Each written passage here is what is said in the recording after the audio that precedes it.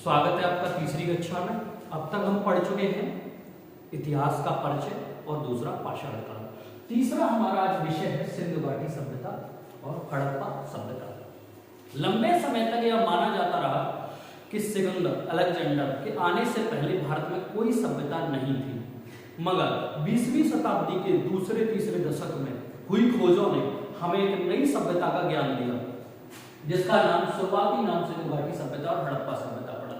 यह बात आपको समझनी होगी कि इसके नाम में भी एक विवाद है और उस विवाद को हम सिंपल वे में समझेंगे कि अब उसका नाम क्या रखा जा सकता है। सबसे पहले सिंधु घाटी सभ्यता और हड़प्पा सभ्यता का जो कालखंड है, खासकर व्हीलर के अनुसार वह मानता है कि 2500 से 15 और सब अलग अलग राय जो बनती है उससे कुल मिलाकर बात यह बनती है कि 2500 से लेकर 1750 ईसा पूर्व तक की जो एज है, यानी कि आज से अगर देखें तो 2000 वर्ष ये और 2500 वर्ष वो 4500 वर्ष पुरानी यह सभ्यता है।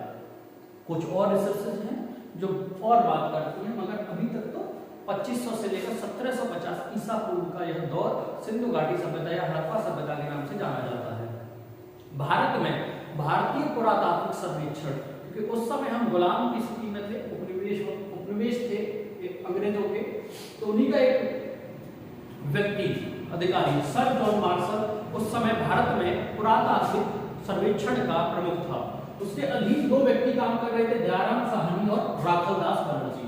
दयाराम साहनी ने 1921 में हड़प्पा नामक स्थल की खोज की, जो वर्तमान में मोंटगोमरी, यह वहां के पंजाब पाकिस्तान का एक पंजाब प्रांत है, तो मोंटगोमरी पंजाब प्रांत पाकिस्तान में खोजा गया। ये रावी नदी के तट पर स्थित है। दूसरा, राखलदास बनर्जी ने 1922 में मोहनजोदड़ो शहर की खोज की। यह शहर लरकाना सिंध प्रांत पाकिस्तान में है। अगर इसकी बात करें तो यह सिंध नदी के किनारे है और इसे मृतकों का टीला कहा जाता है ना? क्या कहा जाता है? मृतकों का टीला। अगर हम बात करें सिंधु घाटी के अगर विस्तार की बात करें तो विस्तार को समझिए। देखिए, उत्तर में मांडा जम्मू कश्मीर तक इसका विभाजन था, नीचे दैमाबाद महाराष्ट्र तक, दूसरा सुतकांगेडोर पाकिस्तान और आलमगीरपुर उत्तर प्रदेश। वर्तमान में आलमगीरपुर को क्या कहते हैं? आलमगीरपुर को कहते हैं मेरठ, और यह हिंडन नदी के किनारे है। अब अगर हम देखें तो ये जो समझिए बात को कि अगर हम ऊपर वाले हिस्से को थोड़ा सा समझें तो सिंधु नदी चाइना से निकलकर यूं निकल जाती है और मेरठ की स्थिति अगर देखें तो यहाँ है और दैमाबाद तो और नीचे है, यहाँ पर है। यहाँ से अगर देखें तो कैसे आप कह सकते हैं कि सिंधु नदी का क्षेत्र है? तो समस्या यह आई कि सिंधु नदी के जब क्षेत्रों की खोज हुई तो फिर यह प्रश्न उठने लगा कि क्या यह सिंधु घाटी सभ्यता ही थी, क्या यह सिंध के किनारे ही बसी हुई थी? तो फिर ज्यादातर लोग यह इस बात पर राजी हुए कि नहीं जी, ये जो है सिंध से अलग क्षेत्रों में भी यह सभ्यता पनपी। इसलिए इसका मुख्य नाम सबसे बड़ा स्थल, दूसरा सबसे पहली खोज हड़प्पा शहर की हुई, इसलिए इसका नाम हड़प्पा सभ्यता रखा गया। तो वर्तमान में अगर देखें तो सिंधु घाटी सभ्यता को हड़प्पा सभ्यता ज्यादा बोलना सही उचित रहता है।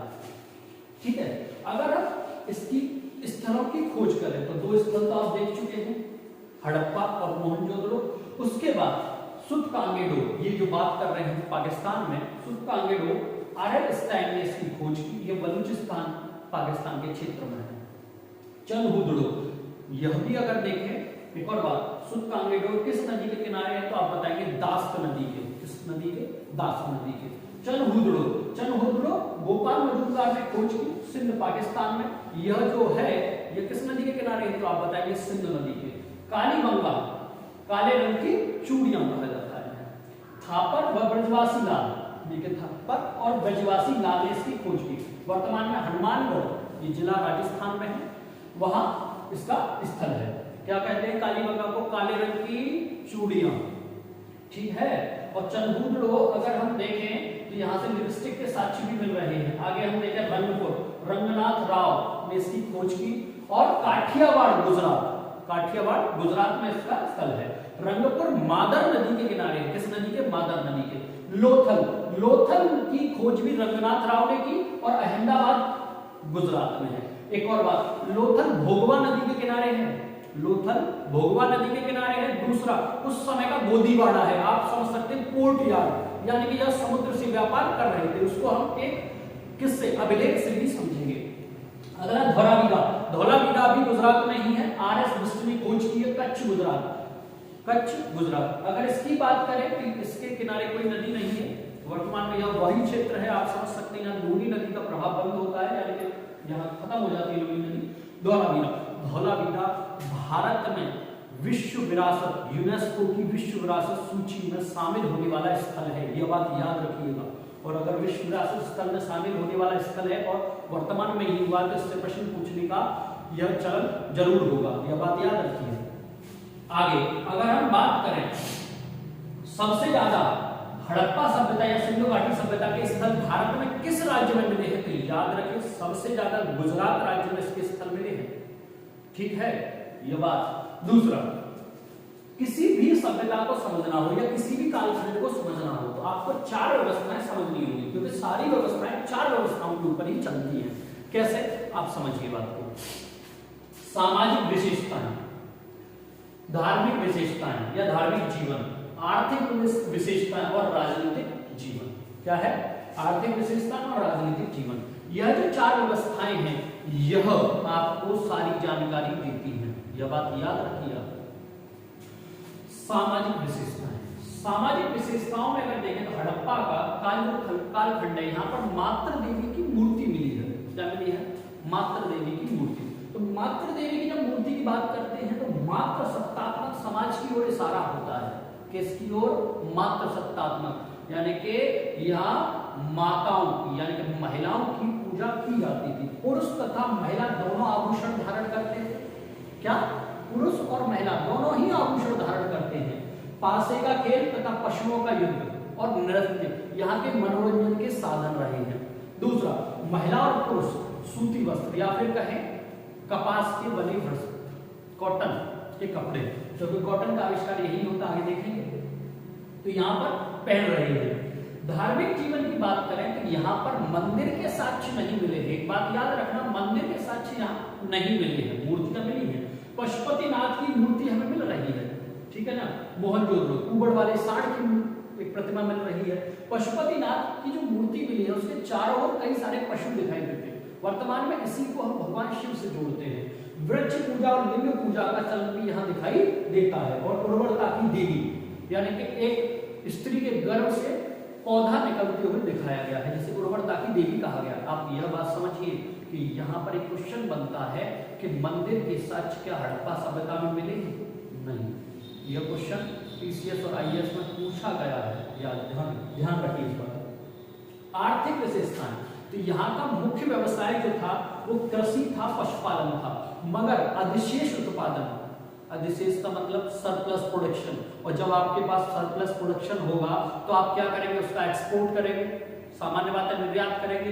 तो यह जो है मुख्य व्यवसाय का कृषि और पशुपालन था, और ये उद्योग भी चला रहे थे। मनका बनाने का कारखाना यहाँ मिल रहा है, आप समझ रहे, मनका बनाने का कारखाना। 9 फसल का उत्पादन होता था, 9 फसल, जिसमें से प्रमुख थी गेहूं और जौ। अगला कपास की खेती, कपास की खेती, कपास की खेती का चलन यहीं से शुरू हुआ है, यानी कि कपास की खेती का आविष्कार ही भारत से हुआ है। वस्तु विनिमय प्रणाली मौजूद थी, यानी कि वस्तु एक्सचेंज करते थे। कैसे, आप समझे, किसी के पास बाजरा है तो आप हमें गेहूं दे दीजिए, किसी के पास कपास है तो आप बदले में जौ दे दीजिए।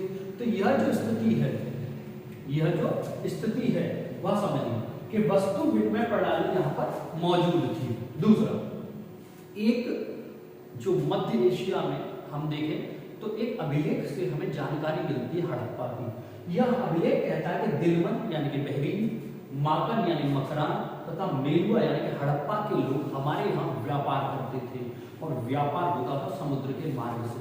तो आप समझें कि ये लोग मरुस्थल से, कहते हैं मरुस्थल से परिचित नहीं थे, जिसे बाद में धन्व कहा गया। क्या कहा गया? धन्व एक शब्द आता है, मगर ये लोग महासागर से या सागर से परिचित थे।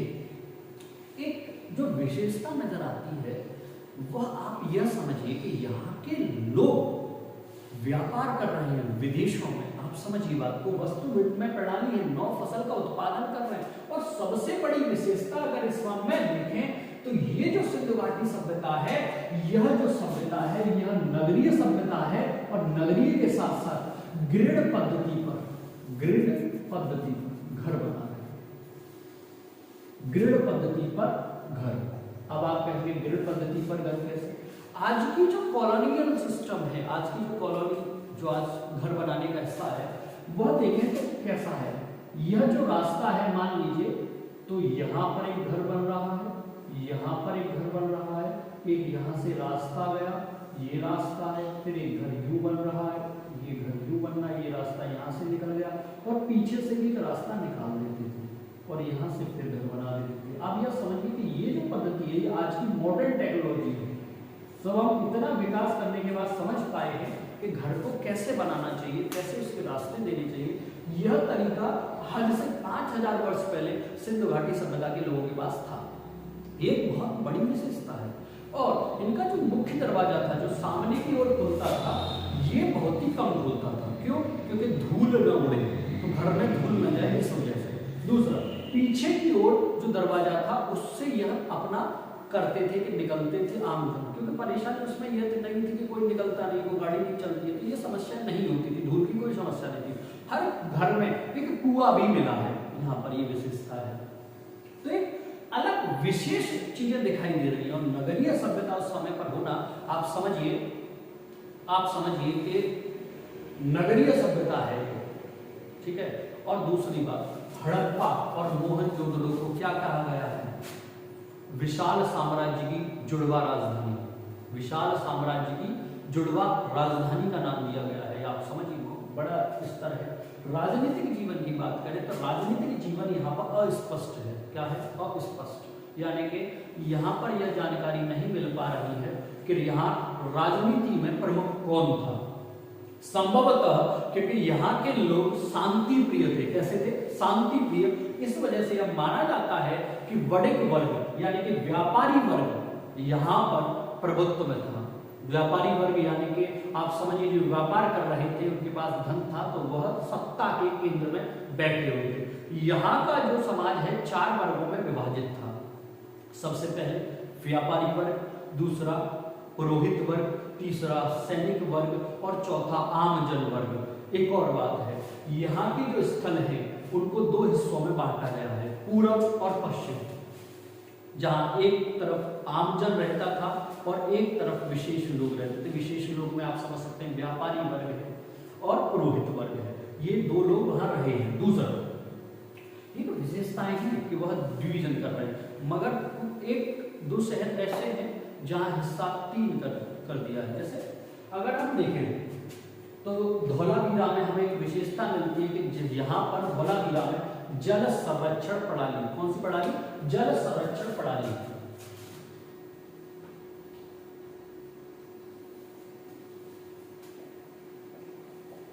वाटर हार्वेस्टिंग सिस्टम, यानी कि वर्षा जल को इकट्ठा करते थे।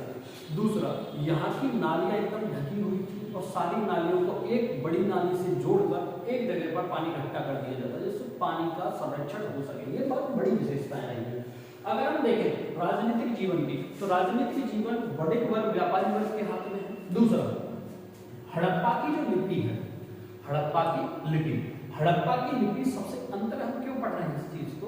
क्योंकि यहाँ के इतिहास को हमें समझना है। क्या हमें साक्ष्य मिले हैं, वह भी तो मायने रखेंगे। अगर यहाँ से हम पुरातात्विक साक्ष्य प्राप्त कर रहे हैं, तो क्या हम साहित्य के साक्ष्य भी प्राप्त कर रहे हैं? प्राप्त तो कर रहे हैं, मगर उन्हें पढ़ नहीं पाए हैं। यहाँ पर हड़प्पा की जो लिपि है चित्रलेखात्मक है, पिक्टोग्राफ बोलते हैं। क्या है? पिक्टोग्राफ। और दूसरा, लेखन शैली का जो तरीका है वो क्या है? तो आप बताएंगे कि भाई साहब लेखन शैली का तरीका ब्रूस्टोफेडन है। क्या है? ब्रूस्टोफेडन। ये क्वेश्चन पूछे जाते हैं कि हड़प्पा की लिपि कैसी है, तो आप बताएंगे चित्रलेखात्मक, चित्रलेखा, और अंग्रेजी में क्या बोलते हैं? पिक्टोग्राफ। लेखन शैली का तरीका क्या है, तो आप बोलेंगे ब्रूस्टोफेडन। यह लिपि अब तक पढ़ी नहीं जा सकी है। और दूसरा, इसमें लगभग 400 अक्षर या चित्र बने हुए हैं। सबसे ज्यादा यू और मछली जैसे चिन्ह आपको दिखाई देते हैं। दूसरा, इस सभ्यता का पतन कैसे हुआ? अब आप समझिए, इस सभ्यता का पतन, एक बात समझिए, इस सभ्यता का पतन का मतलब यह नहीं है कि यहाँ के सारे लोग मारे जा चुके थे। कई एक समझ बनती है कि सारे लोग मारे जा चुके थे, बिल्कुल नहीं है। अभी आप थोड़े 2019 में कोरोना आया था। कोरोना में एक चीज आपने आम देखी होगी कि जब शहरों में समस्या आई तो लोग किस तरफ गमन किए? गांव की तरफ, ग्राम एरिया में, विलेज एरिया में। वह दोबारा वहीं लौट गए क्योंकि उन्हें लगा कि यहाँ से दूर हट जाएंगे तो शायद बच जाएंगे। वही स्थिति यहाँ पर दिखाई देती है। शहरों से लोग गांव की तरफ पलायन कर गए तो ये नगरीय सभ्यता अपने पतन की ओर चल दी। ऐसा नहीं है कि पूरे लोग, सभी लोग खत्म हो गए, या आम जन भावना बन जाती है शायद लोग यहाँ के खत्म हो गए, ऐसा कुछ नहीं है। भावना यह बनाना गलत है। नगरीय सभ्यता ग्रामीण सभ्यता में बदल गई, जिसे बाद में झूकर झाकर संस्कृति भी कहा गया। सभ्यता का पतन के लिए कई सारे कारण जिंदा है। दूसरा, कई लोगों ने अपने अपने तर्क दिए हैं कि आर्यों का आक्रमण हुआ, जैसे व्हीलर कह रहा है आर्यों का आक्रमण हुआ, किंतु सर्वमान्य तथ्य यह है कि भूभौतिकी क्रियाएं, भूभौतिकी क्रियाएं